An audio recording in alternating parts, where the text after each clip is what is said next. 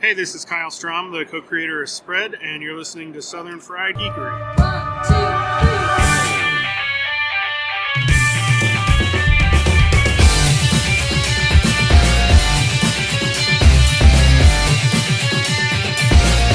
Obviously running their cardio in. Mm-hmm. Someone else passes him, and every time they pass, he's looking scared and starts running behind them like they're running from something.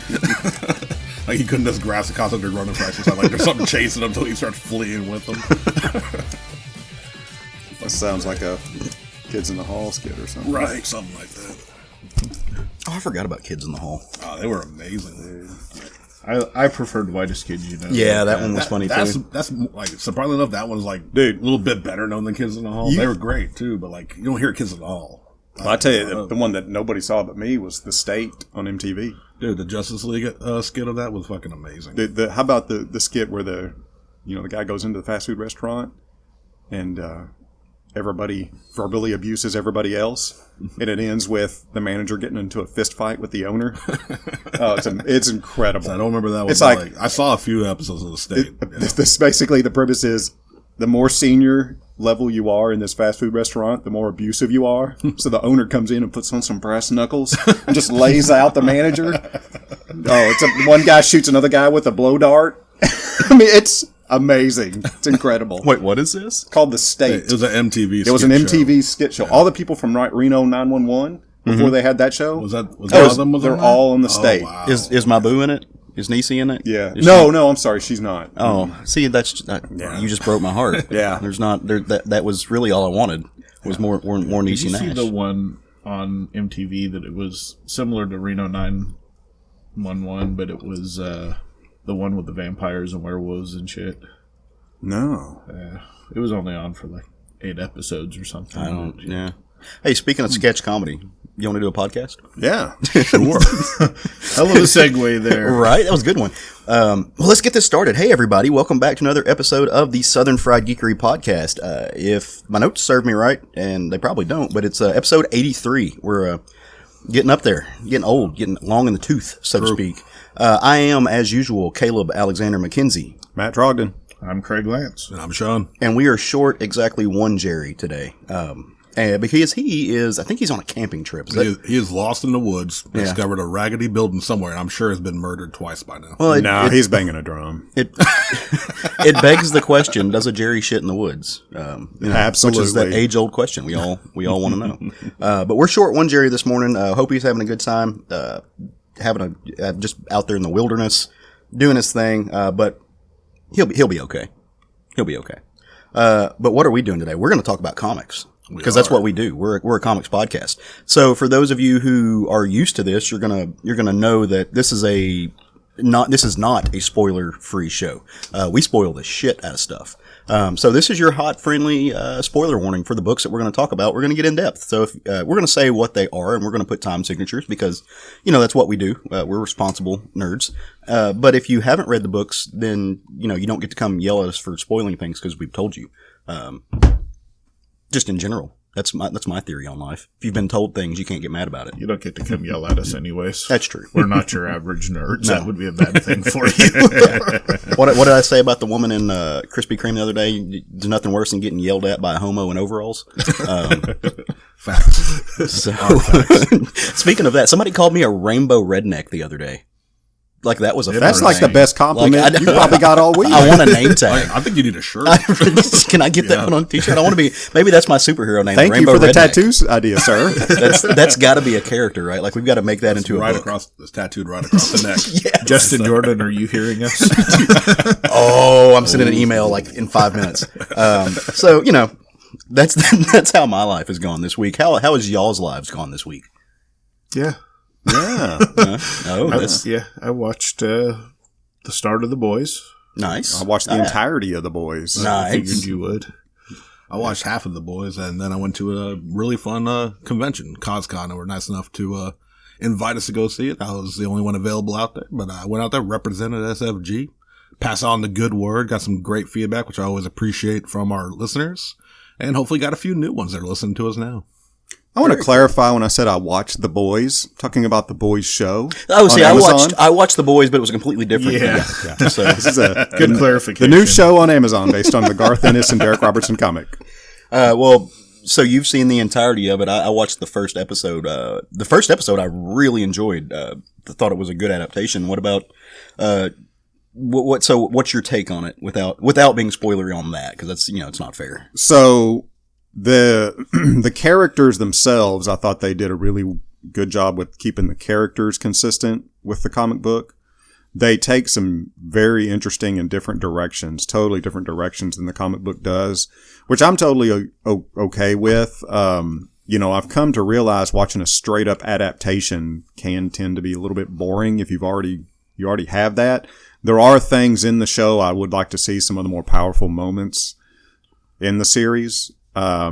Regardless, it's interesting. The actors do a great job. The directing is very good. The cinematography is very good. It really comes across as a higher quality show than I expected it to be, really. Oh, So yeah. yeah, I give it a thumbs up. Okay. It was great for me to see Simon Pegg in it, since that's that- who that He was does great. make an Huey appearance. is- That was pleasant. Huey is based off of him, so he couldn't play Huey because of his age. So Yeah. he, Yeah. he has another part in it that Yeah. is relatable. It is. It's definitely worth a watch, and it takes some very daring steps. I'll say that, things that weren't in the series, but I'm like, oh my god! I mean, some cringe, like, oh gosh, that really happened. Yeah, That first episode will really make you want to just reach over to your loved ones and hold their hand. Oh, I mean, I think that's what The Boys does, anyways. But yeah, I see what you pun meant there. intended. Yeah, I wanna hold your. Right? Well, they should have played that song in the background. That would have They've been done really amazing. good picking music for that series. Yeah. That was a missed opportunity right there. yeah. All right. Well, off of the off of the small screen, we don't just watch movies and TV and all that kind of stuff. We read comics because that's what we love to do. And so, if you've been listening to the show, one thing we've decided to do is kind of put a short stack. We're going with our food theme because everything on the show is, Southern Fried Geekery, what have you. We're trying to stay on brand. We don't do a very good job of that sometimes. Mostly that's my fault. But so our short stacks are, like with pancakes, you get a short stack. It's 3 pancakes. What are on your short stacks for the week? Tell me 3 things you read this week. Start with you, Sean. all right. Well, I started but did not finish History of the Marvel Universe. Uh-huh. 'Cause that is a deep dive read. I'm still working my way through it, but it is amazing. Yeah. It's from Marvel, as the title would tell you. Written by Mark Waid with art by Javier Rodriguez. Inker is Alvaro Lopez and letters by VC's Joe Carmagna. Mm-hmm. And like I said, it is a deep dive into Marvel, and it's highly enjoyable, very educational. Like I've known a lot of the history, but not all of this history. Yeah. And I gotta say, just as an artist, I can't imagine how much Javier Rodriguez has to be enjoying drawing literally everything that Marvel's ever created. That's gotta be very cool, I think, for an artist. Yeah. Also read Batman Curse of the White Knight from DC Comics. Mhm. Written and drawn by Sean Murphy with colors by Matt Hollingsworth, letters by And World Design. This is the follow-up to the DC Batman the White Knight that came out last year. It's already starting off really good to me. I'm really enjoying it. And the big thing I read definitely would be They Called Us Enemy from Top Shelf Productions, written by George Takei, Justin Essinger, and Stephen Scott with art by Harmony Becker. This is an absolute must-read. It is telling the story of George Takei's childhood growing up in internment camps during World War II after the bombing of Pearl Harbor, and how our government decided that all Japanese citizens born here or otherwise are now potentially enemies, so they locked them up in camps. Right. So, camps being erected right now in America sounds very familiar, and it hits home just as much then as it does now. Highly recommend reading it. Very timely. That's my short stack. Nice. I'm Craig, sure what you... that it was intended to be timely. Yeah. Oh, I'm Sure. No, definitely. No.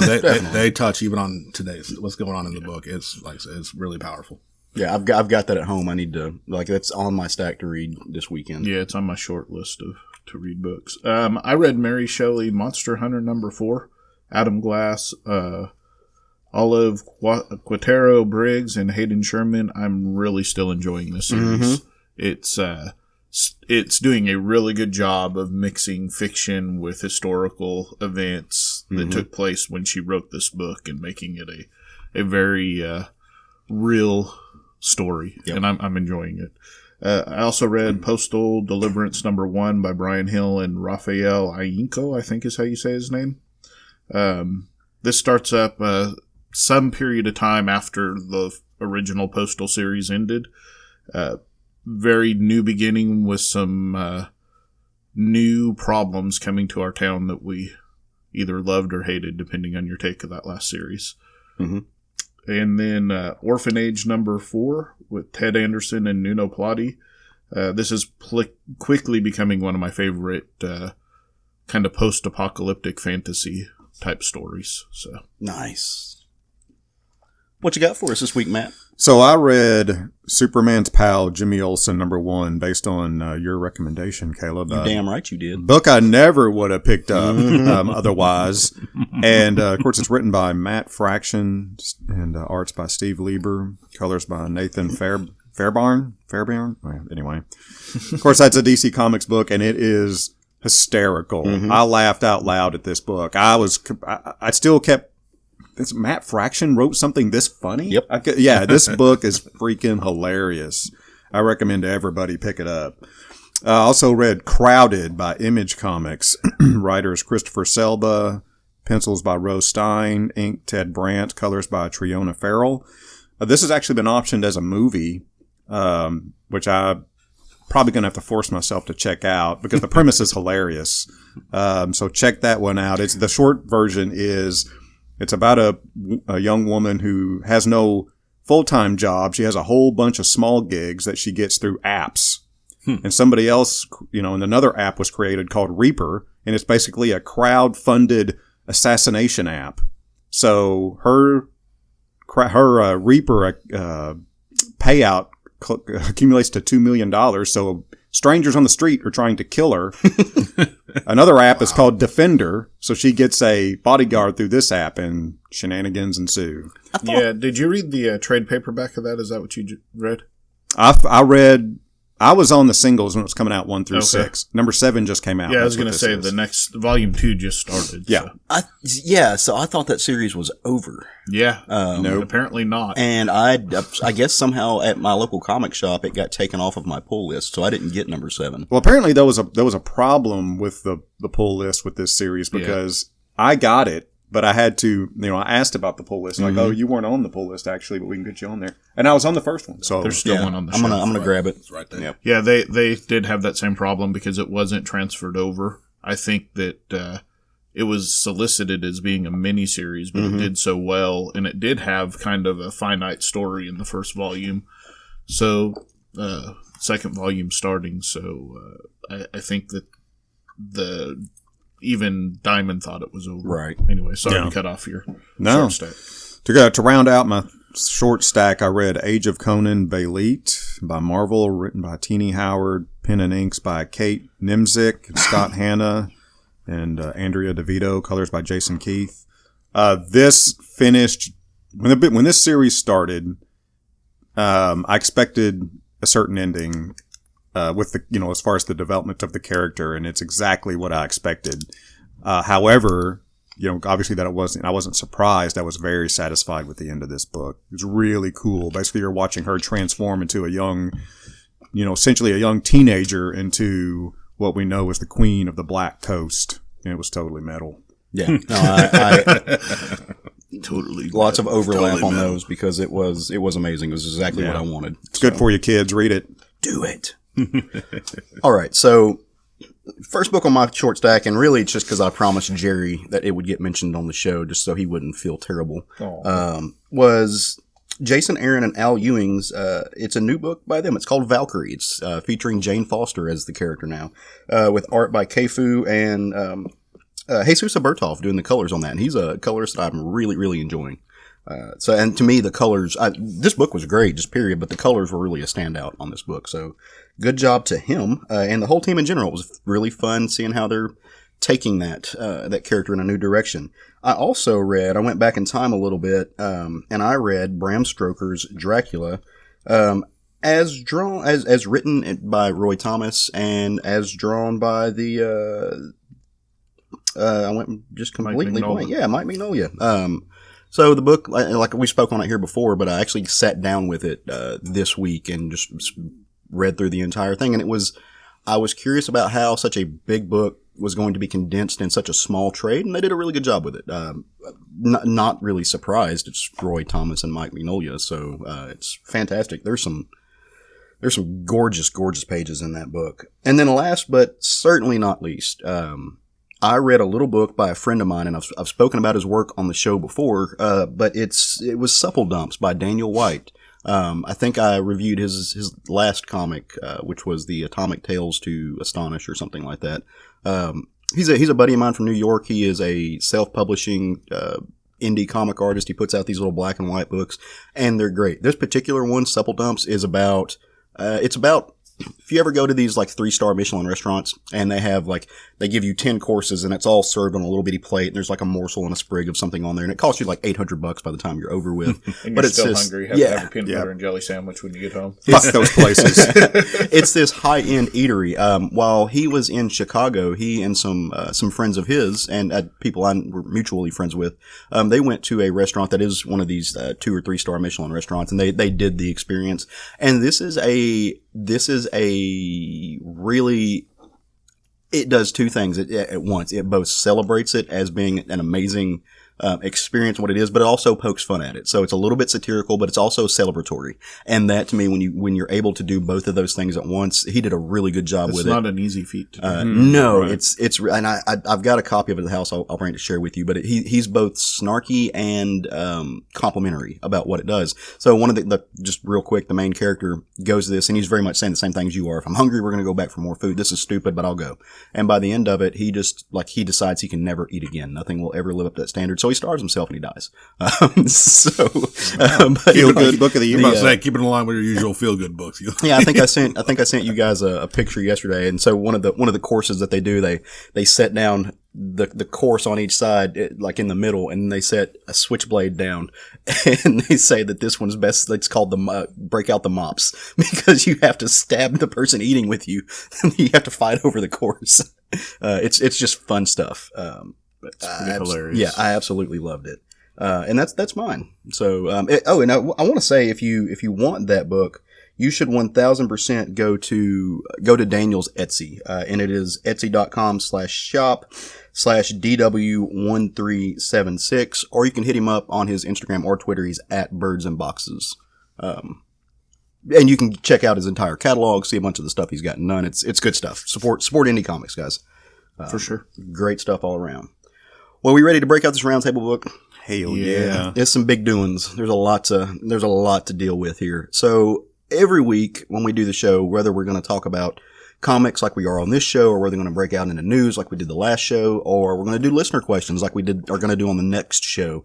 One thing we always do is we want to at least review one comic. And so all the hosts on the show, whether there are 4 or 5 of us, we all read the same book, and so we can deliver our thoughts on it and kind of roundtable it. I just had a thought. Yeah. Staying on brand, I think we should rename this to the Family Meal. The Family Meal. There we go. I like that. I'm going to note. Remind me later. I don't want to hear keyboards clacking and typing and stuff. But that's good. I like that. So for this one, we got together on Wednesday. That's usually when we make our choices. And, because Wednesdays are when the new comics come out. And there was a little debate over what book we were going to do, but not really. When a book of this magnitude comes out, I think everybody's going to talk about it, but you kind of have to. Yeah. And so, of course, this past week was the launch of House of 10 or House of X. I'm going with House of 10. It's the reimagining, so to speak, of the X-Men. I think that, Hickman said it's the House of 10. I think so, yeah. I think that was he said that on Twitter, I don't know, or an interview somewhere. But it's written, like you said, by Jonathon Hickman. It's spectacularly drawn by Pepe Larraz, who just is a beast, is such a beast. Colors by Marta Gracia. NVC's Clayton Cowles is doing the letter on this. But you also, I got to throw out, for a book like this that has so much just design to it. There's so much work being done. Tom Muller, popular name right now. He is the one who did the graphic design of the book on the pages that have all of the code and have all the typing and stuff like that, which is an important part of this book. So you can't leave him out. Unfortunately, he made one error. He did. He put a G in an H spot. Yeah. So talking about the code. Well, Hickman says that was his fault. Oh, okay. Hickman claimed that, said he screwed that up. Well, whoever did, there was one little error, but it won't take away from your enjoyment of the book. Well, just explain that a little bit. So the code was decoded. Mm-hmm. There's a language that's in here. The mutants invent their own language because we'll get into this in a minute, but they're their own nation now, so they want their own language. Yeah. So they invent their own language, and throughout the book, there's different pages that have pages of just writing on symbols. it with these symbols, this new alphabet, let's say. And somebody decoded that alphabet, and then on the title page, turns out that instead of House of X, it says Gauss of X. Yeah. So, and this is a Hickman thing. Like Hickman did this with his Avengers stuff. well, I'm just going to go right now. If you've read Black Monday Murders, it's got very much the same feel as Black Monday Murders with the type of style that he used in Black Monday. It's not the same story, obviously, but it's got that same density and style. And it goes into like from sequential, panel to panel art into almost like a spreadsheet-esque page explaining things. And they use that a lot in the Black Monday Murders. Yeah, he uses graphic design in a way that no other writer is doing right now, which is fantastic. I really appreciate it. It does. It adds, like Sean said, it adds a layer of depth to the book.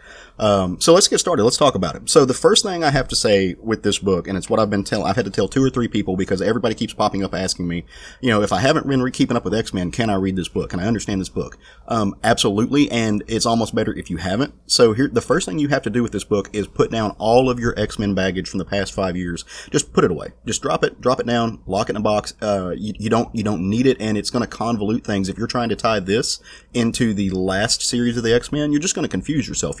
It's not there. You don't have to do that. This is a brand new world, so to speak. It's a brand new day for these guys. I'm sure we'll get some exposition as the story goes in how it ties into what already exists, because even though he's not playing with the toys that were left for him, it's still part of an overall universe, so he's not going to totally abandon everything. I don't think so. He's going to be very selective about what he chooses to use, though. And the thing that he does so well is he tells you. Yes. He tells you, okay, I'm playing with this, and this is where it's from, and he does it in a way that doesn't feel like they're shoehorning it in. Yes. So he'll let you know. He'll let you know what you need to know. So this book opens with Professor X, or at least what we think is Professor X. And unlike the Professor X that we can imagine, like if you're remembering older books or the 90s cartoons, this Professor X is standing straight up. He's got this kind of Cerebro-esque helmet on that's blocking most of his face. I think when he died, he was Son's wheelchair then as well. Possibly. I think when Scott killed him during the Avengers vs. X-Men stuff in 2011, somewhere around there, I think that he was walking at that point. Yeah. But I might be wrong. Well, and but certainly going back to what you picture of Charles Xavier, I don't think he's... Well, I know I just said to forget all of your X-Men baggage, but the last time we saw Professor X was in Charles Soule's Astonishing X-Men, and his brain is inside Phantom X's body. Yes. So this may be that. I don't think so. Again, I know I just said to do that, but What was that first thing you said about him? But what is happening when you first see him? He is in kind of this bioorganic temple, so to speak, and there are mutants hatching out of these little stasis cells. And again, we've never seen anything. We don't know what's happening. There's no dialogue. There's no explanation.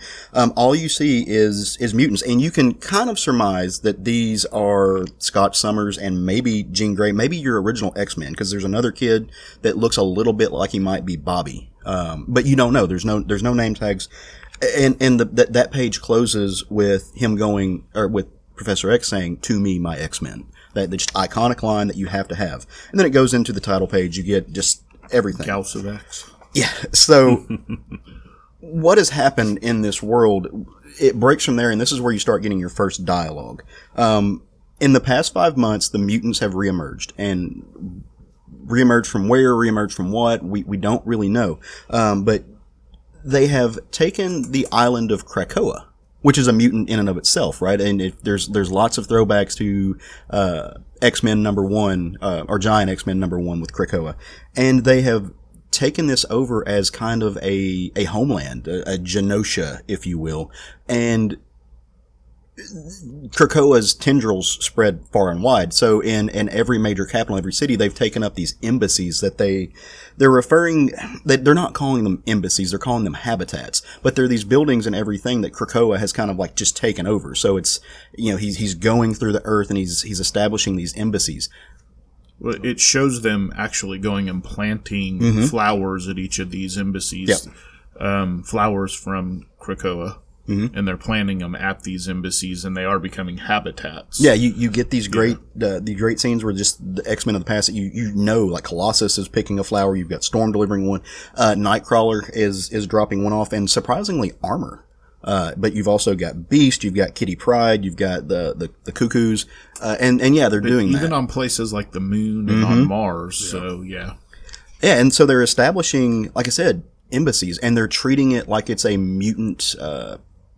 I have a theory about the flowers, but we'll come back to right, them. yeah. They're treating it like it's establishing a mutant nation, which they've tried to do before, but this is the first time it's going to work. And the world has not responded well to this. They haven't responded as hostile as one might think. But they've... So a lot of these clandestine blacklist organizations have gotten together, and they have formed almost a co-op to respond to this. I mean, you're talking about groups like S.H.I.E.L.D. and S.W.O.R.D., but you're also talking about groups like AIM, groups that have historically been enemies have had to kind of come together to try to figure this out. And those people have sent ambassadors because they're supposed to be meeting with Chuck. They're supposed to be meeting with Professor X to debate, to talk about what they're going to be offering. Negotiate. There's some leverage involved. And so they come to one of these places that's in Jerusalem, which you find out later in the story. They have made a habitat in Jerusalem, and 3 of these figures are meeting here. But instead of meeting Chuck, they meet, and this kind of blew my mind. The ambassador. They meet the ambassador for the mutants, the second in command. It's Magneto, and he's like Pepe draws him with this amazing white suit from that we've seen a version of before, but it's just gorgeous. And he's got the Cuckoos working for him or with him alongside him, that's terrifying, right? When you see Magneto with the Cuckoos, and he's meeting them. And there is no negotiation. Like, he's just telling them what they're going to do. Because the leverage that Professor X and the mutants have from Krakoa is the flowers. And it's what they're able to do with the flowers. It's what they're able to produce. Which is essentially designer drugs. And they have different effects on mutants that they do on humans. What the drugs have for humans, there's 3 of them. There's drug L, drug I, and drug M. Drug L produces, basically it extends your life by 5 years. It's how, we don't know. It just does. Drug I is essentially a universal antibiotic. It's a super drug. And drug M is it cures diseases of the human mind. So I'm thinking things like Alzheimer's, these things that really affect us. Dementia. Yeah, stuff like that. It'll cure it. Now for mutants, it does something completely different. You have what is supposed to be, and this is where they messed up a little bit compared to the title page. You have drug G, which is supposed to be a pathway. It creates the pathway. So the flowers come in pairs, and you plant one over here and one over here, and it creates a pathway that you can bridge that Which gap. I think is what they did at all of the habitats. Right. Yeah. The flowers That's exactly they were what they planting, did. They put teleport flowers all over the fucking world. That's exactly what they did. Yeah. Well, and it works with the drug H, or the flower H in this one, which is the habitat drug, and it does the self-sustaining environment, a biome that's part of the interconnected consciousness of Krakoa. So those 2 things work together, but there's also one they're calling N, which is no place, and it happens through the flower. And what this does is this is a non-naturally occurring flower, It produces a habitat that exists outside the collective consciousness of Krakoa. It's a black zone. Like it's a black site. So Krakoa is not going to be a part of this. Why would they need that if there's supposed to be a mutant island and there's supposed to be all of this transparency? We don't know yet, but that's going to be a big part of the story later. We're, Yeah. There's so much to dig into. Yeah. So over one place that they planted the flowers was at Greymalkin, essentially the X Mansion in Westchester. And they're collecting the students that we've seen before, and they're just basically this shot establishes that you've got Jean Grey in her OG outfit, and she's being very Jean Greyish. She's being the mother hen. Thank you very much. So one great thing about this book, just because you brought up her costume and you brought up Magneto's and Xavier's, Pepe did a wonderful job in this book of mixing old X-Men styles with new X-Men styles with his own X-Men styles. So you have some very classic, Scott's in his original Cyclops uniform. Jean Grey's in her original Marvel Girl uniform. Charles is obviously in something new. Almost looks like alternate universe Reed Richards. Yes. I was thinking the same thing. Yeah. Yep. And then you've got Magneto's. It's just, it's new colors, very nice look. But you see a very good mixture of new with old. And none of that is stuff that's done without reason. I mean, Hickman's so in depth. Like, he has a reason, a very specific reason that all of them are in these outfits that they are in. Oh, for sure. So do not ignore the fact that they are in these outfits. Like, for sure. I think what the black and white outfit for Magneto, was that like an X-Force outfit? That was his Magneto run. He was in that. Was it? Okay. Yeah, where he was kind Was of that the Cullen Bunn anti-hero, stuff? and I don't know. But X-Force did have that color scheme, which is also making me think the Ambassador might also have some other missions. Right. You know what I mean? So Yeah. I think that's intentional. Maybe choice. that's where those black sites come in at. Yeah. Yeah, I think that's what. So what Jean Grey is about the business of, she is kind of helping transport students who are in the Westchester school to their new home, to the island of Krakoa. And so these flowers, the way that they do it, they create kind of these portals that they can walk through. And humans can't walk through it. They have to either be with a mutant, or like Krakoa has to very specifically know that they were invited. So it's a good way, like, you won't be able to invade the Krakoan island from the outside unless you're a mutant, and it knows who you are. So on Krakoa, on the other side of things, you have Sage, and I know, Sean, you got excited about this. You've got Cypher. Got Cypher back. And Cypher is the one who's created this language that's given the mutants kind of their own alphabet, their own culture.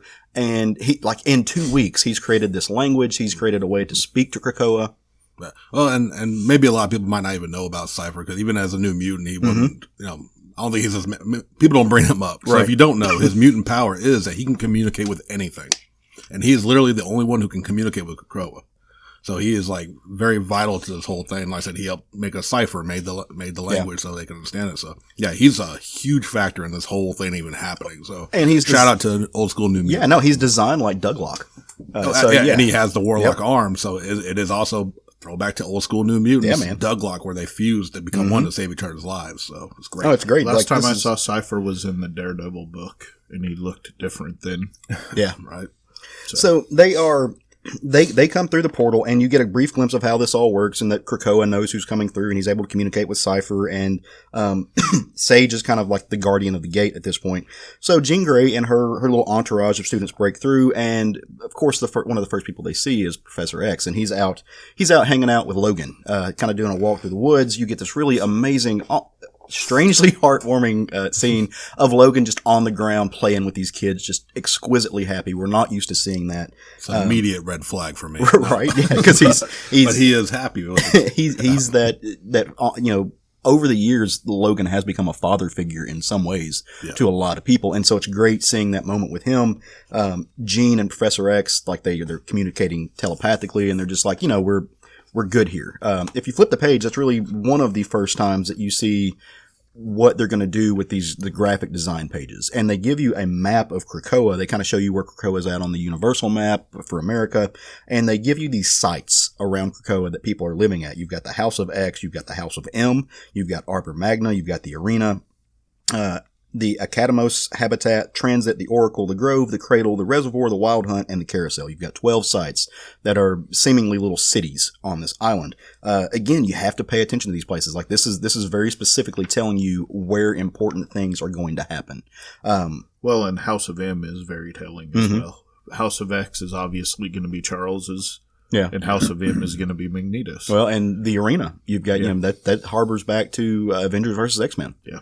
There's just a lot of stuff. And so some of this, you can really see, like Hickman, his love of Whedon. Like a lot of this reads like Astonishing X-Men. And I don't think that that's any type of mistake.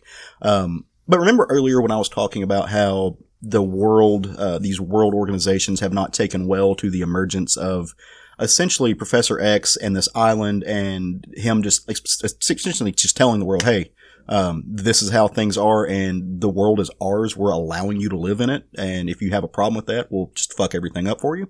So they have established they have left the planet in some senses, and they've established this a space station, kind of really close to the sun, just on the other side of Mercury. Somehow they've managed to shield it from radiation. And this place is called the Forge, which again, you're in X-Men world. So if the Forge doesn't do anything for you, like there's something with that. Again, and this is like, I'm that meme when I'm reading this book of like the guy like looking at all the maps with all the dots and the ropes tied to pins. Like that's me when I'm reading this book. I have a theory that they have 100% turned Forge into a machine and that the humans are using him against his will. And so what this space station this is Plan C. So if all else fails, this is the last plan for humanity, is to live on this space station. They're trying to grow plants. There's a whole organization of people. They've got some cyborgs helping them. And after you've had this conversation, again, where I say part of my conspiracy theory about Forge is they say, this thing took 6 months to build. And they had one snafu, and that one snafu, and it's very specifically worded, is that the machines got the nitrogen and water levels wrong, and they lost everything in the habitat. I think that there is a subconscious version of Forge in this, and that he tried to kill them all. At least that's what I want. I know whether that could be that's just what I want in life. That is what is best in life. But you get this really great zoom out of the space station as a whole. At first, you just see it from the side, right? Like it's just kind of roundish. It kind of looks like a little like a donut, so to speak. But when you see it from the top, what you realize is that in the center of this is the head of Mother Mold. You remember Master Mold, who was I had it wrong. I put Mastermind in my notes, but I know I was on the same track. Yeah. Master Mold, that's right. Yeah, and so Master Mold, like Mother Mold, is the more advanced version of that. Like she's and her head is now is the centrifuge, so to speak, of this last vestige of humanity versus mutants. Which is, that's like, there's plans there. Yeah. It's a militarized thing. Like there's a lot going on there. We all know what humanity wants to build to take care of mutants. Yeah. So and this definitely telling their plan. This kind of super group, it's calling itself the Orcus. Orcus, something like that. And it's made up of aim, shield, strike, sword, alpha flight, hammer, hydra, armor, just all of these guys. And you've got these three main people who are hanging out on there. You've got Killian Devo, who's a doctor. You've got Zana Gendry. All of these are new characters. Colonel Walker Ken, who's from S.H.I.E.L.D., and Science Command Alita Gregor. You've also got their machine liaison, which is Karima Shapendar, why you give a machine a last name, I don't know quite yet, but, why not? So back on Earth. Are you a machinist? Maybe. Which is funny because I generally believe in the machines more than I do people. Like I'm ready to be assimilated. I want my robot body. I'm proud to be a part of the collective. I'm tired of being human, but maybe I am a machinist. I don't know. Back on Earth, some mutants are getting back to their old ways. Apparently, maybe. You've got a trio of figures that historically have been not the best people. You've got You've got Mystique, and she's hanging out with folks like Toad and Sabretooth, and they're breaking into this building. And what you find out is they are trying to, first off, in this world, Toad is apparently a computer hacking fucking genius. Yeah. And I love this version of Toad. It's amazing. Other than that, Sabretooth and Mystique are kind of just who you know them to be. And what they're doing is they're trying to steal the data from the two greatest minds on the planet, or historically on the planet. And when you think about the Marvel Universe, who are those folks? Reed and Tony. Yep. And the building that they are breaking into, it's really interesting, and it's really cool that Hickman did this. It's a damage control building. So the damage control that we know is tasked with going and fixing buildings when the Hulk fucks everything up. They rebuild stuff. Apparently the damage control in this idea, or what Hickman has made him to, it's that. Plus, they also take all the weird sciencey tech and all the things that we're not sure what to do with, and they house them. So what Tony and Reed had been doing is Tony and Reed had set it up to legally. If one of them passes away or gets vaporized or dies, or before they come back, it goes to the other one. Well, they had both been missing at some point, so all of their technology and all of this potentially world-ending catastrophic stuff has gone to damage control, and that's what that information is what Sabretooth, Mystique, and Toad are trying to steal. And in the most Hickman thing I can imagine, who is it that shows up to stop them in an X-Men book in this world? Other than Fantastic Four, man. They bust in there as they're trying to break out, and they put a stop to them, and they catch them. I mean, there's no way, Sabretooth, they're not beating up Johnny in the thing, right? So they get kind of cornered. Mystique and Toad get away. They get away with the information, which, again, you got to pay attention to that. That's something that's going to show up. Hickman, if Hickman leaves a shoe untied in issue 1, it's going to be an important thing in issue 45. So you have to pay attention to these little marks. But they do manage to stop, Sabretooth from going through the portal. And as they're having this conversation later, that becomes an important thing later on in the story. Essentially, Cyclops shows up, and he's coming to take custody of Sabretooth because mutants have amnesty. That's part of the deal that they've made up. And the Fantastic Four, obviously Reed is not, he's not kin into this. It's not his bag. He's like, no, this dude we just caught him committing a crime. And Scott's like, yeah, no, it sucks, but amnesty, man. This is our planet. We let you live in it. You're going to have to deal with it. And there's this kind of face off, and Scott decides maybe you keep him for right now. We'll get him some other way. Yeah. Some other time, some other way. Yeah. Very snarky. The mutants are no longer playing. Right. Yeah, the calculation of Cyclops' approach to the Fantastic Four, I loved that. Yeah. And I again, we can get into our theories, what we're going to think maybe later, but what I was saying about more stuff going on behind the scenes, I think this is a big part of it. Yeah. There's also some places. So one thing words. I'm getting really excited about this book. Where Krakoa is, but if you want to know all the places that they've got these embassies, there's some really great places that reach out to X-Men history. So they go. There's one in Australia. You see this great shot of Zorn in the mountains. There's one I think that's in Japan, but the one I got most excited about is very obviously at Atlantis. Under Savage the sea. Lands was one of them. I mean, there's some great ones, and that's showing you the reach, man. That was put in there to let you know that I can't imagine why the world governments would be scared of the mutants having this sort of technology. Well, and they 100% are, and that's part of why those three figures, those three ambassadors, so to speak, are meeting with. It's why they're meeting with Magneto. But these three ambassadors haven't been completely honest. What? Yeah, right. They are not. Actually, I think there's 5 ambassadors. They are not wholly who they say they are. One guy's just a low-level cabinet member. He's not the leader of the country. There's another guy who he's just there for the money. He's more of a, I don't know, what would you call it, a investor, so to speak. Maybe a lobbyist. He's a commerce representative. Right.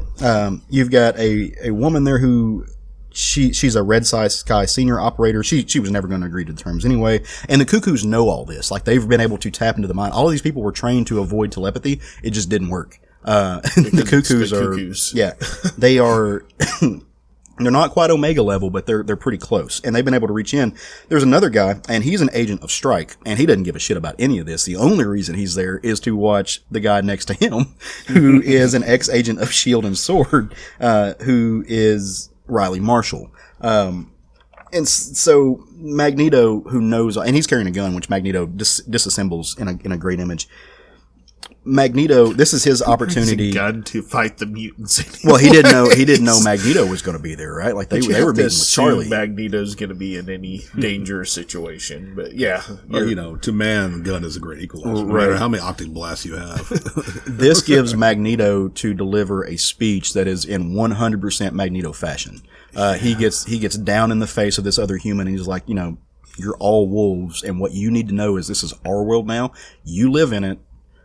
You take what we give you. And the guy's like, you know who you sound like right now, right? And he's like, yes. And it feels good for the first time. Yeah. Which, the fact that they were in Jerusalem, there's ties there to specifically Magneto's history. And at the end of the book, you get, don't forget, there's a great line that Magneto delivers there. It says, the world has new gods and we're yours, or something of that nature. As they're overlooking it, he's talking about, I brought you to Jerusalem specifically because this is the forefront of, for us, American politics and religion. For the world religion, that's your big three Abrahamic religions. All that's their holy land. And he's like, yeah, we're your new gods now. Yeah, we are your gods. Yep. And so that primes you for issue 2, which is going to be it's going to be.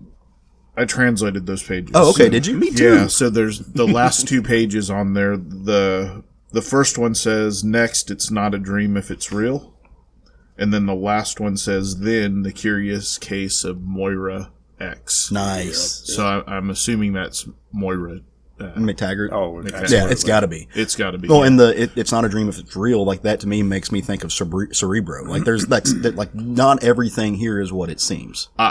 Yeah. Can we get into our let's do it. Yeah. Let's do it. Yeah. I absolutely I don't see Charles ever allowing Magneto to act the way he's acting in a world where they're working together. Mm-hmm. Something is not as it seems in that. Now I believe 100% it's actually Charles because he talks to Jean Grey, and if anybody would have known, mentally talks to Jean Grey. And if anybody would have known it wasn't him, that would have been her. It would have been her. But I know you have a theory that he's maybe not. Well, I mean, I think it's up for question. I don't really have a theory that's on. I think it very, very easily could be him. I think there's a very real reason that there's 2 different houses on the planet of Krakoa. Yeah. And one is Xavier's and one is Magneto's. My response to that wasn't necessarily a theory. It was I'm having not a hard time. It's interesting to me, and it kind of blows my mind that Magneto is okay with being a subservient figure to Charles. But is he? Do we know that for sure? We're assuming that because of the way the story's written. Yeah, I mean, basically, Charles's approach is what Magneto has always wanted. Essentially, is what's going on here. So that's he's acting like the VP though. Like he shows up as Charles's proxy, and he's like, we've got Charles where he needs him. You'll never get to him. But do we know that he didn't just show up before Charles showed up? I mean, we don't know that for sure. But I'm not saying. Yeah. I mean, it's just we don't know. Like you see Magneto greeting the ambassadors was calculated to me, and it's calculated in a very specific way. The reason everything else was calculated in the way these people were greeted. And I'll get into that now. Go ahead, man. Go. The reason that Charles didn't greet the ambassadors and Magneto did is very obviously what they're establishing as a level of threat. That is why they've been demonstrated the gateways. Mm-hmm. That is why they've been told where the gateways are. Yeah. And that is why humanity knows who Magneto is. They know what his motivations are. Mm-hmm. And the level of threat needs to be established because that is what's going to keep humanity at bay from forming any kind of attack plan on the mutant population. So we can show up in your backyard at any time, anywhere, and you can do nothing about it. And it was, that was stated in the book, the level of military threat Well, and that's a good point because you actually can have a good cop, bad cop. Exactly, Because yeah. you have Charles offering an olive branch to the rest of the world. Hey, we're going to give you this medicine if you just allow us to be part of it. And then you have the militarized Right. Magneto side, that's saying, yeah, you can have it, but it's going to be on our terms and it's non-negotiable. Yeah. So, Yeah, that's, Completely. that's why, honestly, I think that is 100% Charles. I think he's just now, he's getting a little bit more serious about protecting, because he always was, like I said, he is doing the olive branch stuff, but I think he is okay with Magneto kind of pressing the thumb when he needs him to.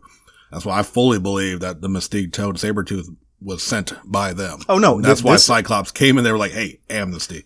Yeah, no, like, that because they went back to Krakoa. The mutants are on the same page for the first time in probably ever, at least in this first issue. Everybody's playing the same game. 100%. Each person has a directive. They are all fielding the ball. And you get that when Cyclops is talking to Reed and Reed is just like, how can you be okay with this? And he's like, well, I mean, I'm not completely okay with this, but my family has been on the run and been terrorized and been fighting for their life forever. And so you can't fault them for being the way they are when you made them this way. Oh, by the way, tell your son that he's got a home whenever he's ready for it. That was a big dick moment. Like, the most powerful person on the fucking planet is a mutant, and he has amnesty. Well, not only is he a mutant, he's an Omega level mutant. Oh, yeah, even though he's listed. And one thing I love is that they actually put a list of, I don't know if it's all the Omega level mutants, but at least it's most of them, and it explains kind of what that means. Yeah. It gives you this taste of what those power levels have. And you've got like Jamie Braddock, you've got Robert Drake, Josh Foley, Jean Grey, you've got, Storm's on the list, Kid Omega, which obviously is on the list. Franklin Richards, whose name is now Powerhouse. He's on the list. He's still listed as human though. Hope and Vulcan. There's a couple of them. And I think that's people you're going to have to look out for in this. They're obviously around if they're listed. Forge is not listed on this book, not listed on this list because they explain, and Forge's powers have been surpassed by humans. There's a level there that we can reach that he can't. That makes him not an Omega level mutant, and that's a really cool way to think about that classifier. For sure. I adored this book. I've read it 7 times. And every time I read it, I find something new. I find another thread. There's leading me down rabbit holes. I can't wait till we get to the next book, and it's coming up pretty quick. And that's going to be The Powers of X #1. And in the back of this book, Hickman gives us a reading order. In pure Hickman fashion, it bounces around, so you need to keep up with when these are coming out if you don't want to read them out of order, because it doesn't just go House of X, Powers of X. It flip-flops, like it kind of serpentines. Where you're gonna read 2 issues of House of X multiple times, and then you'll read a Power of X book, and that's gonna lead you through all 6 of these issues, and then those books that we spoke about, I think last week, the 6 other mutant books are going to kind of emerge, and you're going to get Hickman writing X-Men, which is going to be your main title, and then all the other stuff. So, anybody else have any completely random thoughts they want to throw out? Well, man, Hickman is really good at his job. That knows what he's doing. Man, this guy. I think he's got a future in the industry.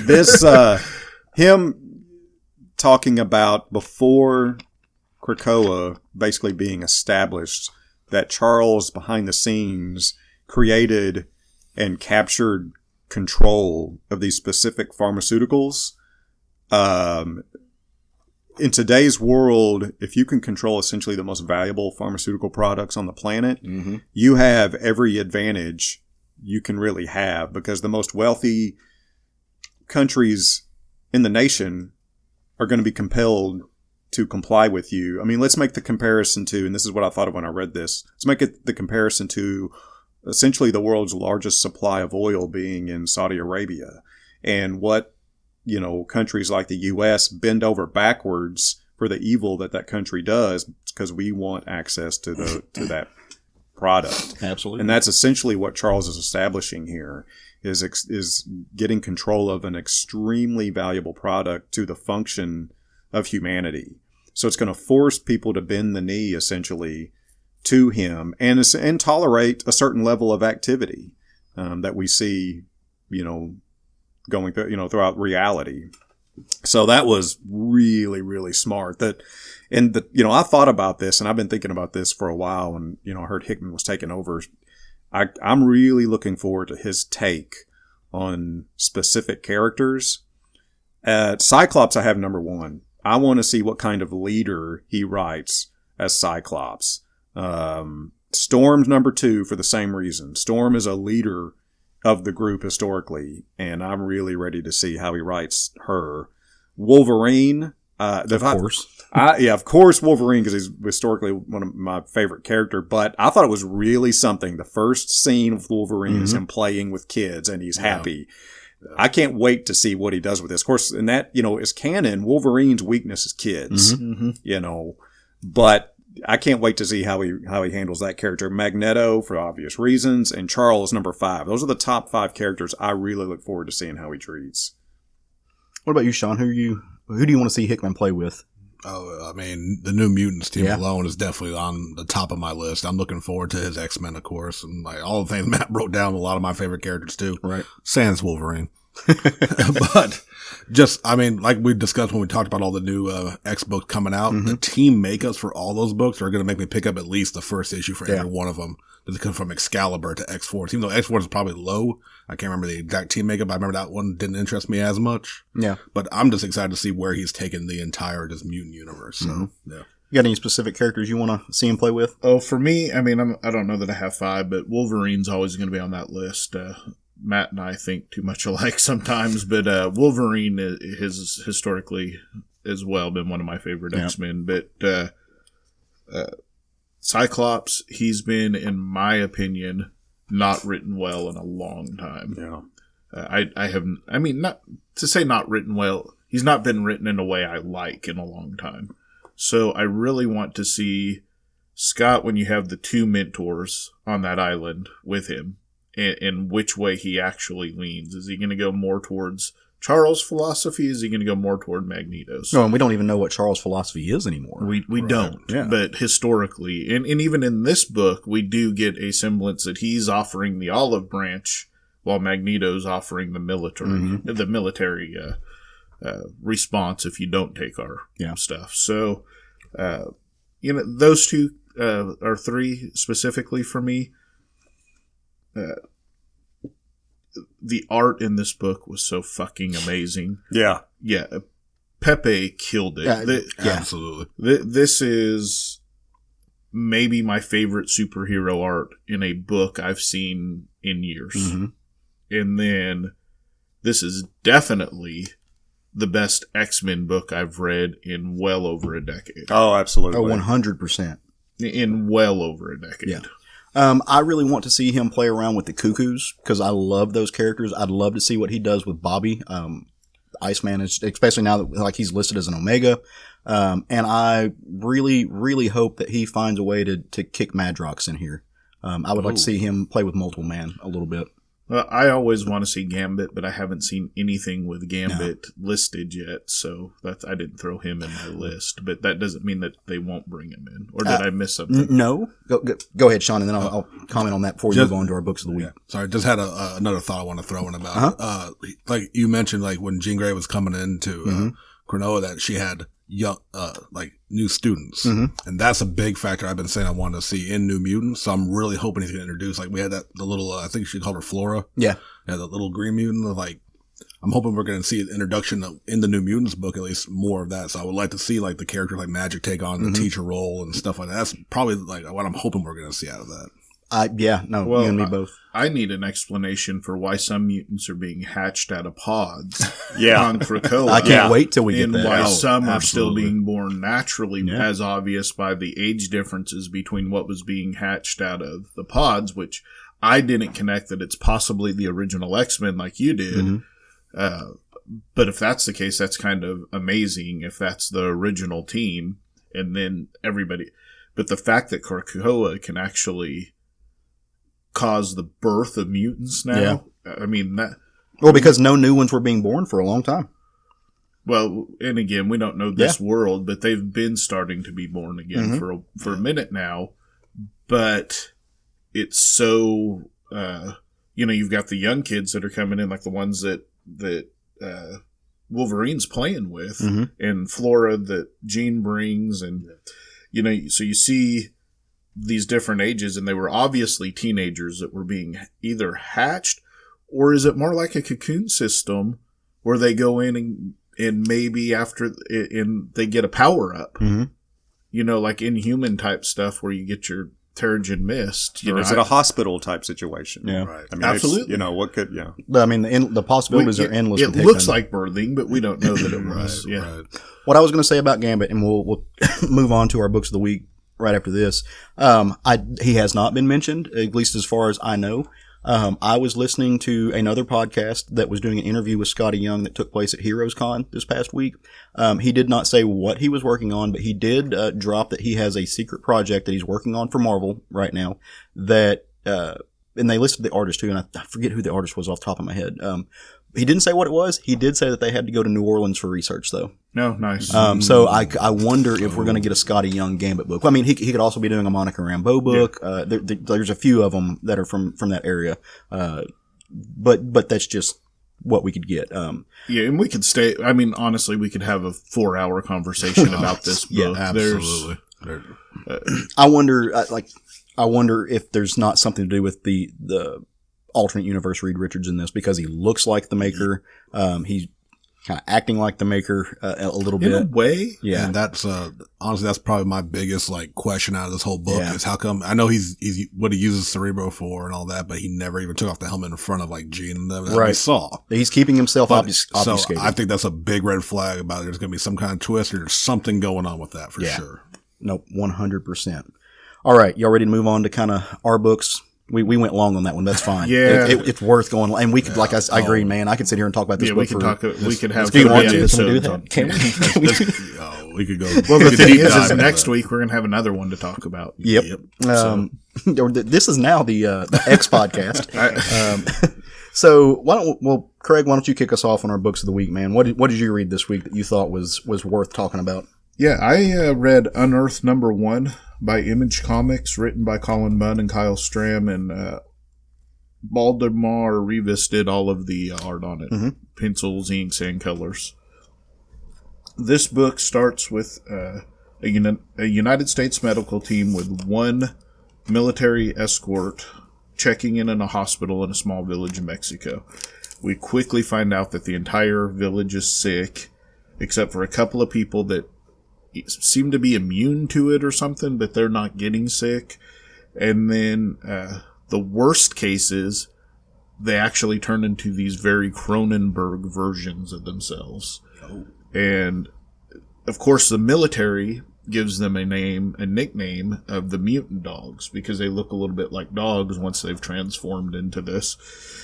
So some time passes between the first couple of pages, and it picks back up. And now you have the military has established a base of operations. Not a base there, but just a base of operations so they can help the medical team out in any support they can give them to find out what's going on. And around them, they have different sections where the different events have happened that they check on. So there's a new sighting of a mutant dog that some kids took a picture with. And the medical team can't interview the boys that took this picture with the mutant dog, because shortly after they took the picture, they decided to break Coke bottles and slash each other's throats. As you do? So we don't know if the virus, if sometimes it causes insanity, sometimes it causes this mutation. We don't know exactly what happened there. Right. The general, of course, the major has his own theories, but, we don't really know at this point. So the two medical professionals and a small contingency of the U.S. military are going to go to this site where this last mutant dog was seen. And it's down in a cave, and they have 36 hours worth of oxygen. And we don't know why they have to have oxygen in this cave, other than maybe they're scared if they take off their protective suits, they'll get the virus or whatever. The contagion. Yeah, so, they go down into this hole, and they start exploring this cave.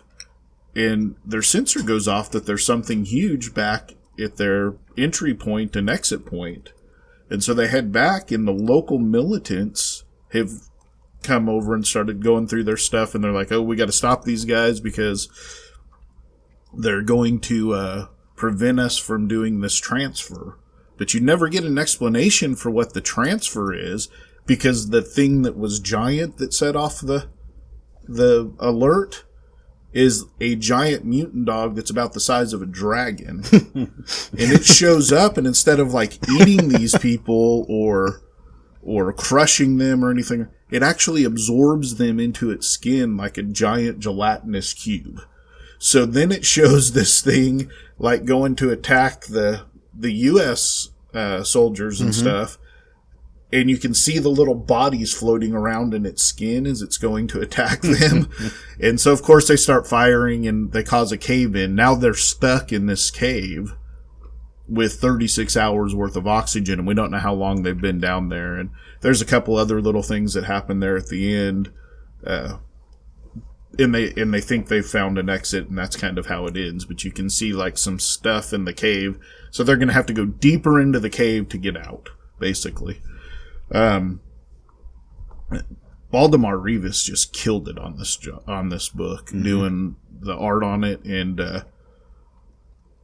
I mean, you can tell he's actually part of the creative team on the story on this. Where sometimes they just get a script.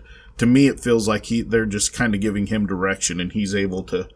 The Cronenberg creatures were done fantastic. You could tell they were human, but there was parts of them that were intermingled. Colin Bunn writing horror. I mean, and Kyle Stram writing horror. I mean, this is kind of what they do, and the two of them working together. I think that Colin Bunn he did the plot, and that Kyle Stram's writing the scripts is what I believe happened. Because Colin Bunn reached out to Kyle Stram and said, "Hey, I have this great idea for a book," and put Kyle Stram on it. The last time I saw Kyle, he was drawing a book for Justin. He's an artist normally an artist, but I think that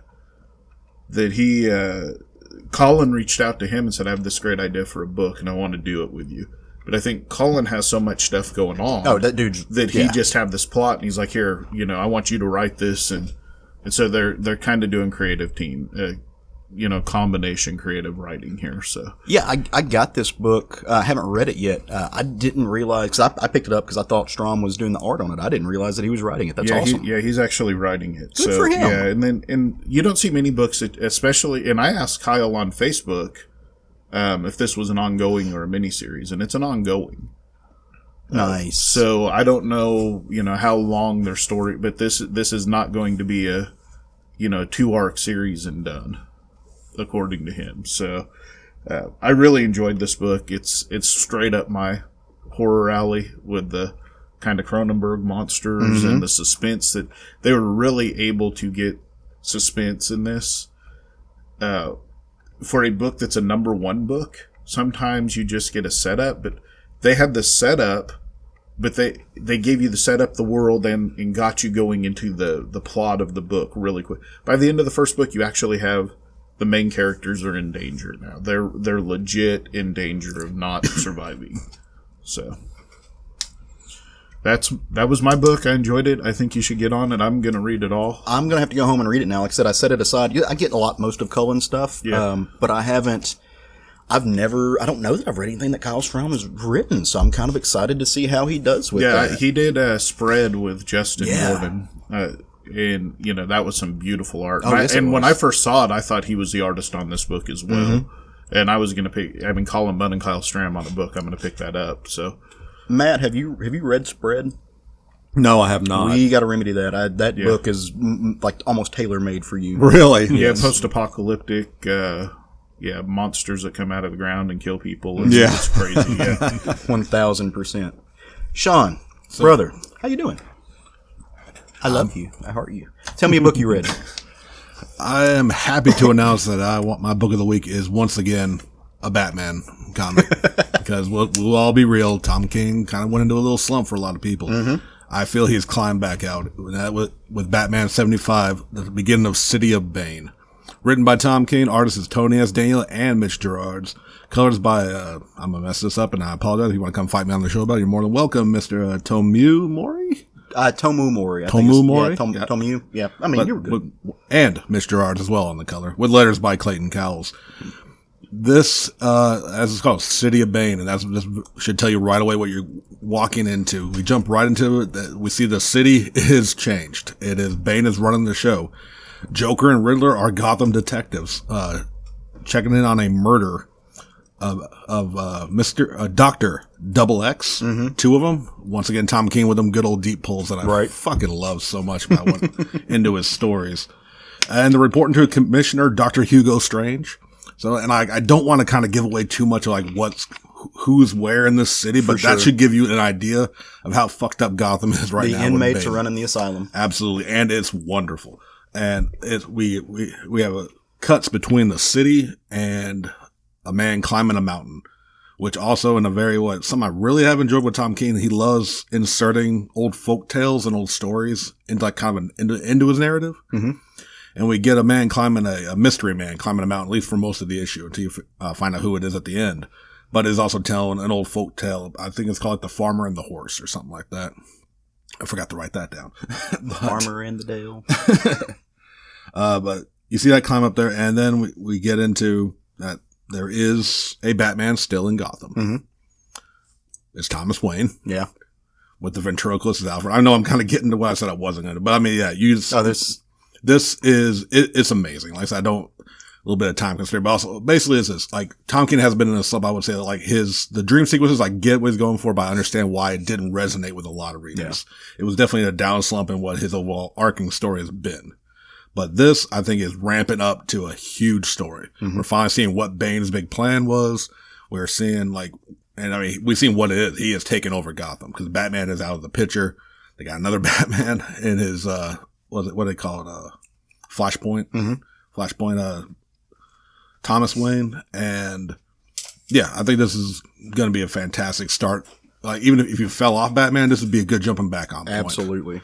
Like I said, gorgeous art from Tony S. Daniel and Mitch Gerards. Colors, of course, are this wonderful. Like, this entire issue is like, if you've fallen off Batman, jump back on this issue. Cause I think it's going to get ramped up to the nth degree back in some good old Tom King. Well, this is the home stretch, right? Yeah. So, especially now that they've limited his run to 85 issues. So these next 10 issues are going to be, this is the home stretch. Like, this is the goal. This is him reaching the end point to everything that he's been doing since issue 1.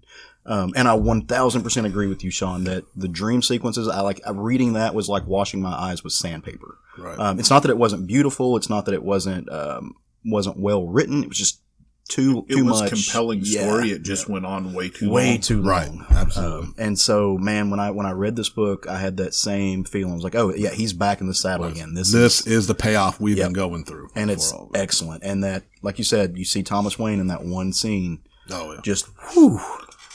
I mean, the sidekick, which I'm not going to give away on that.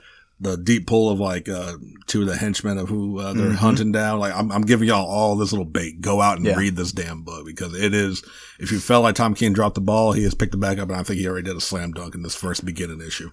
In a lot of ways, it felt like reading the first issue of the War of Jokes and Riddles that he did. Like, he kind of uses that same formula. He hits those same story beats. Yeah. And I think, like I said, it took a little while to get here, but this is what he has been building to. And I think it's going to be absolutely worth it. Yeah. I'm going to say I'm cautiously optimistic after reading that issue. I agree with that. Yeah. I didn't know if I liked it because in comparison to what I had been reading, it was so much better, or if I liked it because it was truly a great issue. Okay. And for me, which as I stated, I get why a lot of people didn't like the dream sequences. I don't think I hated them as much as a lot of people, but like I said, I fully understood why people are like, this is not what we've been going through. I think he went for something a little different. And it didn't work. But I think this is kind of going back to, even if, I'm sure this was his plan. He said he's had this all planned out from the jump for the original 100 issue run. Yeah. So I think this is just like, all right, we got to cut a little shorter. We're getting right to it. And sometimes it's not necessarily a bad thing. Yeah. And I think that's what this issue is going to kick off some really good stuff. Yeah. Nice. Well, I'm going to go next if you're okay with that, Matt. Please. All right, cool. So I wasn't done with Mutants for the week, apparently. The book I really enjoyed, and it actually came out 2 weeks ago, It's Domino and the Hotshots number 5 of 5. This is it. This is Gail Simone wrapping up, as far as I know, her Domino series, which I've thoroughly enjoyed. I think it's been fantastic. I love her voice on the character. The work that David Baldion has been doing throughout the entire series, which again, she did like a 10 or 12 issue run that was just Domino, and then they did this mini series called. I think it was 11 issues. Was it 11? Yeah. It was a weird number. Domino, ended at 11, then went straight into the Hot Shots. Yeah, and so the Hot Shots was a 5-issue mini that they did. Again, the same creative team. It's got to be inner office editorial stuff for the reason they did that. Doesn't necessarily make any sense to me. Yeah, as far as why it's 5, I don't know, but like you can tell by the end of the Domino solo series, this is what they were building to, because it became a team book. Yeah, it got bigger than anything we've ever seen Domino doing before. Jim Charalampidis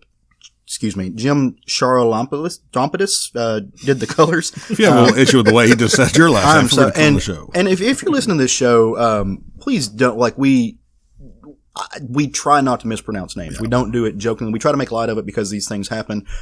Certainly not doing it to be insulting to anyone. Well, in comics anymore, there's such a people come from all over. They're not just American base names anymore. You're getting names from all over the world now.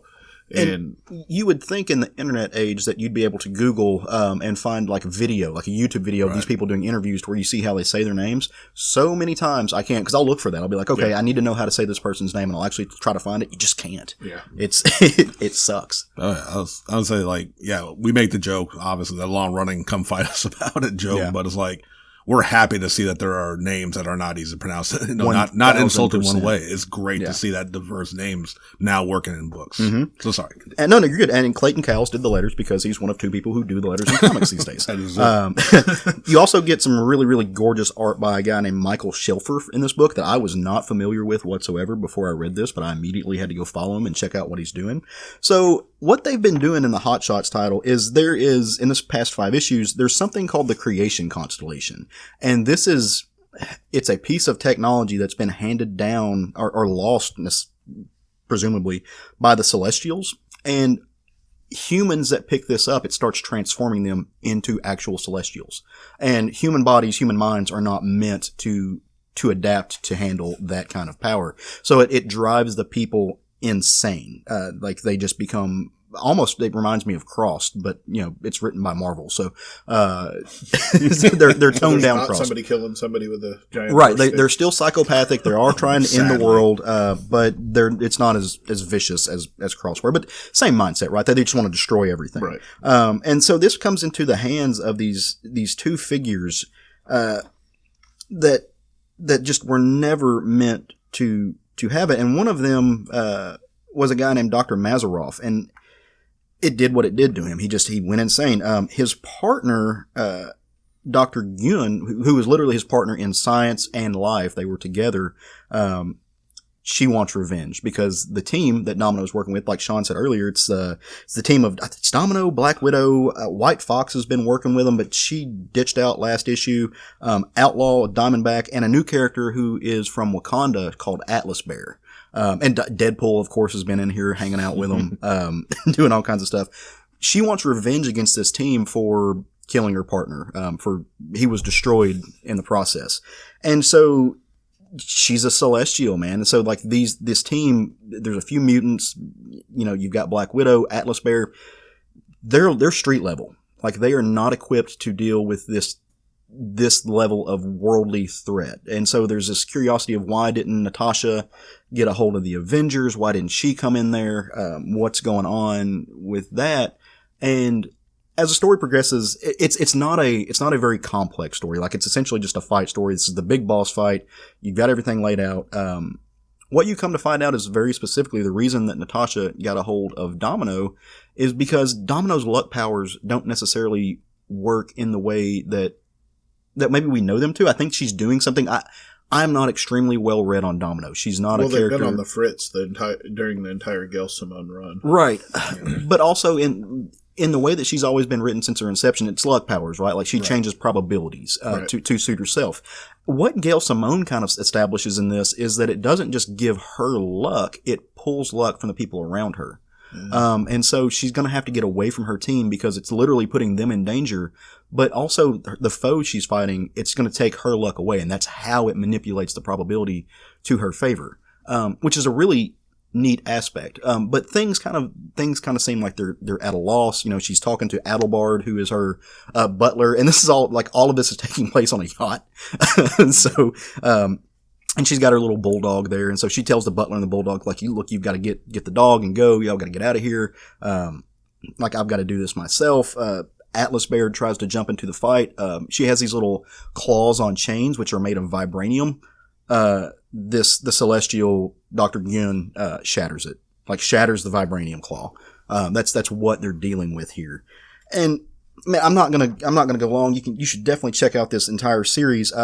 White Fox comes back, and White Fox is a demigod, and she actually brings back this artifact that is causing all this, and she hands it to Domino, and she was just like, look, if you don't stay on your shit, if you don't remember who, like the whole Mafat, like, remember who you are. She has a Lion King moment. She's like, you have to do that, or you're going to become this.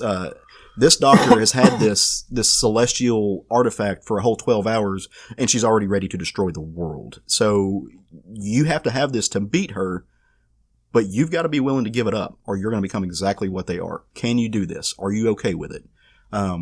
They've got no other choice. Domino takes it. She takes the fight to the Celestial. They jump in the water. They're going down in this bay. Domino gets this, obviously really very Kirby-esque, Baldeon translation, of what she looks like with Celestials, like power. There's a crackle all around her. And so they're fighting down deep.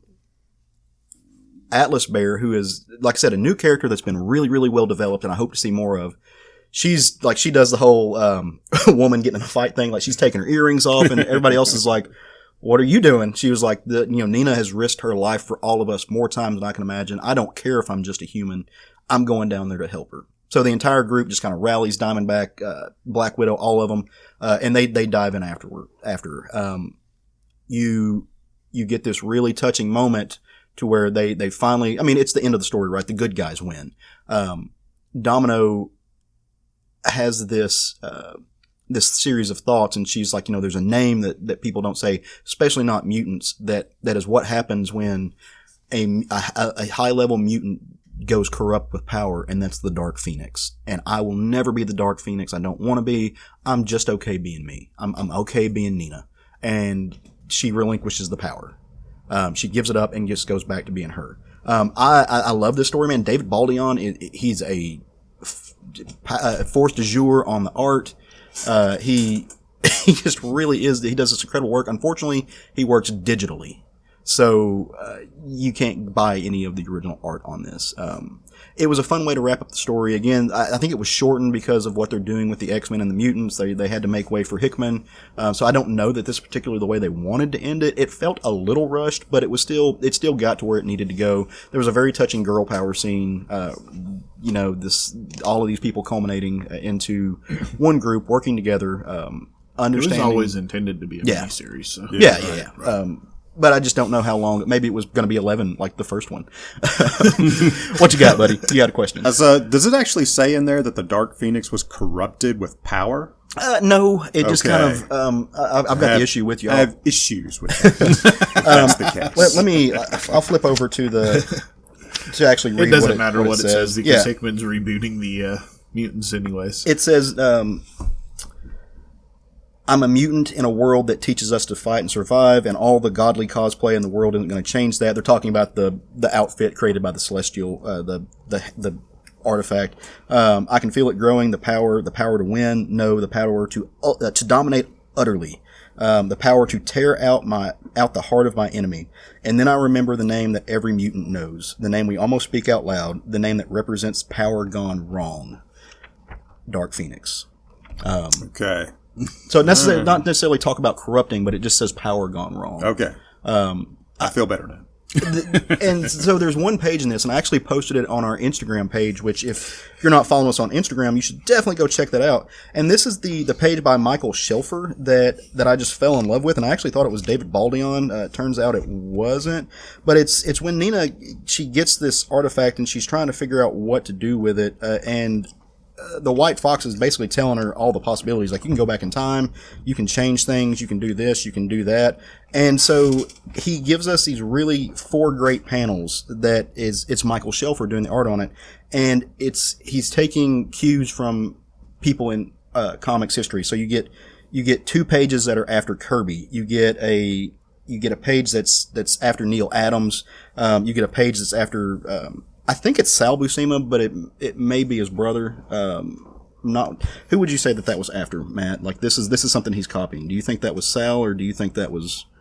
I mean, it could be either one because I mean, Sal pretty much aped his brother. Well, yeah, and they both were like these main artists on Conan. Yeah. So I'm not 100% sure. I think it's a great series. It's going to come out in trade probably before too long. I think you would do well to read it. It's really fun to check out these characters. It's a good book. It's got a good happy ending. It's Gail Simone. You really can't go wrong with her. She never fails to please, in my opinion. So that was my book for the week. Domino's Hotshots, number 5. Nice. What you got for us, Matt? So I went back. I'm going to talk about Savage Sword of Conan, number 1. This is, of course, the Marvel Comics relaunch of Conan, written by Jerry Dugan, pencils by Ron Garney, colors by Richard Eisenoff. So I'll explain after I'm finished why I chose this book. So it opens up with a 20-year-old Conan afloat in the sea on top of some shipwreck debris. He is the lone survivor of a sea battle and has been afloat for more than 5 days when he's picked up by a passing ship hauling slaves. He's dehydrated and delirious, but the captain sees value in him as a slave to sell along with the others, so he orders him to be chained below deck in the hold. One slave named Suti volunteers to nurse Conan back to health.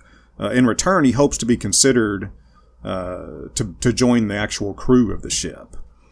Upon waking 8 days later, Conan is actually surprised to be alive and immediately demands to know how he came to be in the bowels of a ship and who is to blame for chaining him. I woke up like that one time. Stories. So, Trapped in the bowels. chained and trapped in the bowels. It's another Saturday.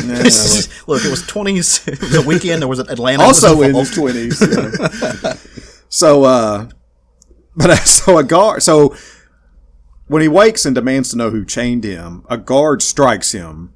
Conan stops him from striking him again and demands to speak with the captain. The guard, of course, blows him off, and Conan joins the other slaves at the bucket of gruel that they were feeding from. He plunges his hand into the bowl, stating that he is looking for a small bone.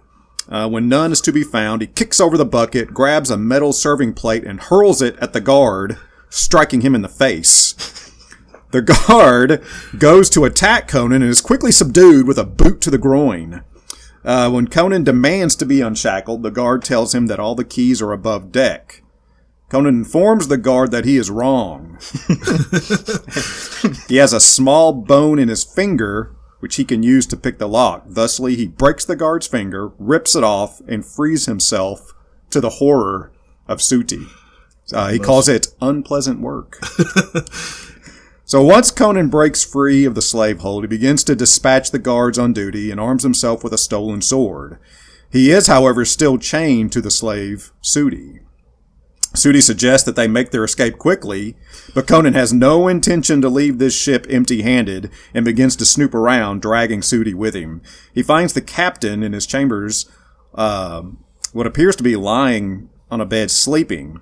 He goes to awake him with a sword to the throat, only to discover that it's a husk in human form, and the captain is actually a snake man who reveals himself. Conan kills the snake man by plunging the sword into his eye, and during the chaos of the fight, a lantern is broken and sets the ship on fire. Conan grabs what appears to be a finely adorned chest and makes his escape with Suti as the ship begins to burn out of control. In the water, Conan must hold onto the chest while he drags Suti, who cannot swim, towards the shore. at one point he tells Sudi that Conan tells Sudi that his grandmother was hardier than him. He's not impressed with this guy. So once he wakes up on the sand, he immediately opens the chest, only to find that it's full of sand.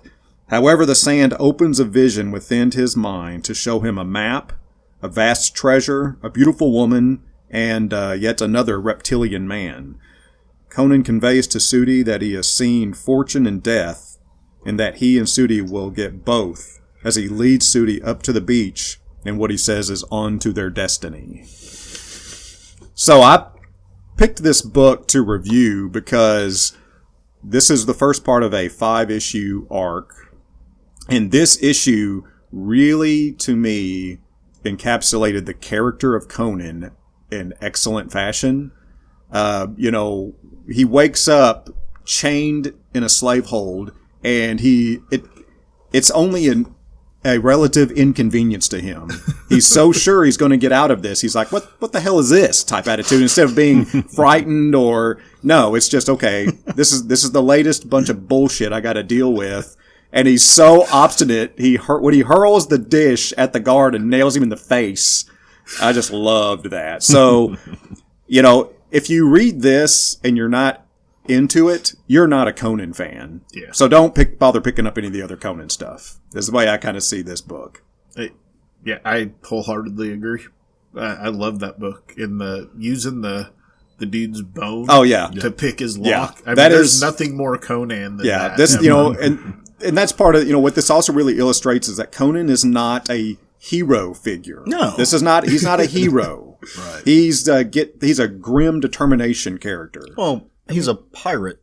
He's Like a that thief. Pirate, Yeah. he's a thief. Yeah. Yeah. He's a mercenary. Yeah, he's a murderer. Yeah. He's whatever gets him paid. He's chaotic good. yeah. Yeah. Yeah, that's a great way to He's think looking about out for himself, but he ultimately does what's right. it. Yeah. Right. But as long as it benefits him along the way. Right. And this I thought this one series illustrated that all so very, very well.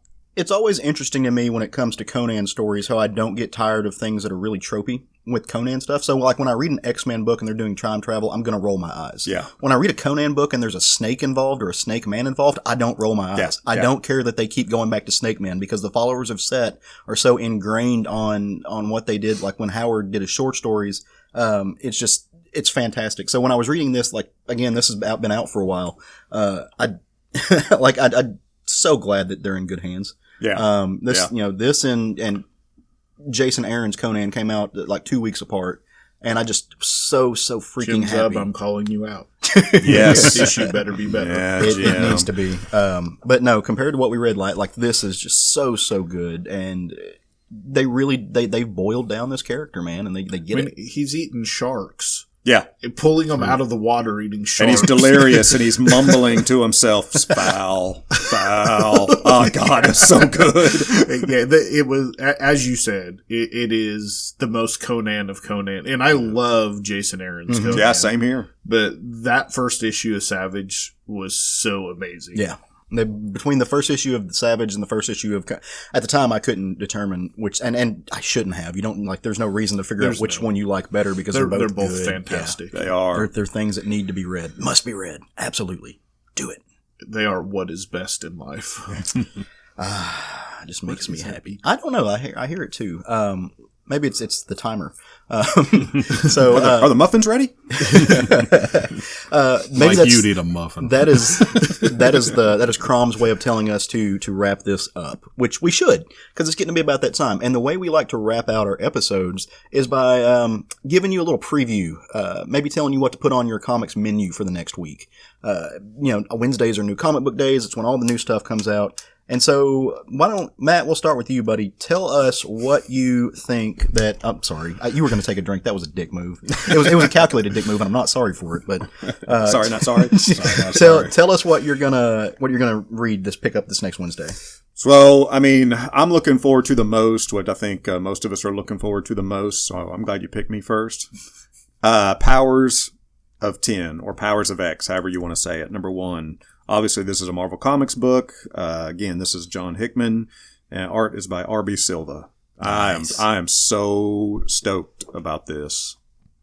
You and me, And bro. I just took that from everybody. You know did. Okay, I actually picked something else because I knew that one. We all have multiple choices. I had a backup in case I didn't go first. Sean, buddy, what are you reading this next week? Mine is Canto #2. Nice. This is by IDW Publishing, written by David M. Boer and art by Drew Zucker. I'm basically wanting to this. I'm not only making stuff for #2 because #1 was fantastic. I just want to remind everyone, listen, if you missed #1, jump on this series. Canto is already starting off very good. I think they announced they're going to a second printing of that. Good. Pick So, it up. Yeah. Jump on it. It should be available. Yeah. With issue #2, we got the sales thing, or the synopsis is Lions and Tigers and Malarex. Oh my. Canto slips out of captivity only to find a herd of vicious Malarex ready to eat him. Can unlikely friend help Canto survive long enough to see what lies beyond Arcana's borders? Like I said, I did a review on this a few episodes ago, and it's just a phenomenal series that started hot off the jump. And like I said, if you missed out on issue 1, buy the second printing, or at least jump on #2 to get it on a very good story. Nice. What you got for us, Craig? I chose Knights Temporal #1 by Colin Bunn and Fran Galen. It's a Aftershocks comic. A Templar knight returns from the Crusades, a changed and appalled man. Based on the events he saw in war, he's decided that he's going to confront evil and root it out at any means necessary. And he takes on a sorcerer who he follows into the woods or into the forest. And when he enters the forest, he emerges in the modern world. So, you've got a Templar knight in the modern world chasing a sorcerer. So I can't wait. Yeah. I can't wait to read that book. So I have a list of books that I was going to try to get away with on this one. The first on my list was Powers of X. And somebody over there that got shaking. shot down. And the second on my list of books was Knights Temporal. And I thought I was going to be safe. I thought I was going to be safe with just two, but I was wrong. Hive Mind strikes again. So I'm going to go with the third book on my list, and I'm going to tell everybody to run out and pick up Avengers #22. It comes out this next week. It's being written by Jason Aaron and Stefano Caselli Comics. And mainly I wanted to pick this book because even though like the book we just read is amazing and, the X-Men are in great hands again and we should celebrate, in my heart of hearts, I'm an Avengers boy. That's my team. So, I'm, just a little shade on the X-Men just because they're getting so much attention. But I need my Avengers to step back up in their proper ranking of #1. Just in my heart of hearts. I love the Avengers, but I think it's going to be a minute before the Oh, Avengers book is is. #1. It is, but I will say, like, just because one book is being amazing doesn't mean there aren't other great books out there. Avengers is fantastic. Yeah. Steadily So- been a good book. Pick this up mainly because this is where the challenge of the Ghost Riders is going to start. Robbie Reyes, he's kind of tired of being the spirit of vengeance. So this is going to kick off something that's going on with him. It's going to lead to a return of Johnny Blaze, I think, who is in charge of Hell right now. Yeah. So I'm excited about Has that. been for a minute. Yeah. And it's just been a minute since we've really seen him. So I'm curious about that. And I know that they've announced a Johnny Blaze book. I think it's Johnny Blaze. They've announced another Ghost Rider book. I love the cover of that book. It is a Javier Saltera's homage to Ghost Rider #1 in the 90s. Love it. Yeah. Love it. Well, guys, do we got anything else we need to chat about, talk about, run through real quick before we take this thing home? Think we're good. Think we're good? All right. Well, if you have enjoyed the past hour and a half or so of us talking about comics, we encourage you to come back. We encourage you to tell your friends. Let people know about the podcast. Word of mouth is definitely the best way these things spread. We really do strive to make this the best podcast it can be. So if you have any comments, concerns, suggestions, any tips, you can reach out to us at our email, southernfriedgeekery@gmail.com. If you want to see pictures of what we're reading, or if you want to see how you can connect to some of these people who are making the things that you love, follow us on Instagram and Twitter. We're at SFG on both of those. And if you want to come find us during the week, if there's an article that you want to talk about, or there's news that you need some friends to discuss this with, like we have those moments, right? Where you just find something else and you just gotta talk about it. Like if I see Transformers things, I've got to shoot Sean a text message like, hey dude, this is happening. We have a Facebook group that is full of, right now we're getting close to 200 people, if we're not over 200 people, who love the medium of comics, who love being in this world. It's a diverse group. There's anybody and everybody. Everybody's really good about monitoring it. There's no trolls there. You can put your opinion there, and you won't have people telling you you're dumb for reading it, because at the end of the day, it's all about love, right? Like it's all about the love of the medium that we just dive into and appreciate. So come join us on our Facebook group. We're Southern Fried Geekery Podcast. You can find us. Just click the little search bar. Answer the questions. There's like 3 of them there. That's all you got to do to let us know you're not a bot.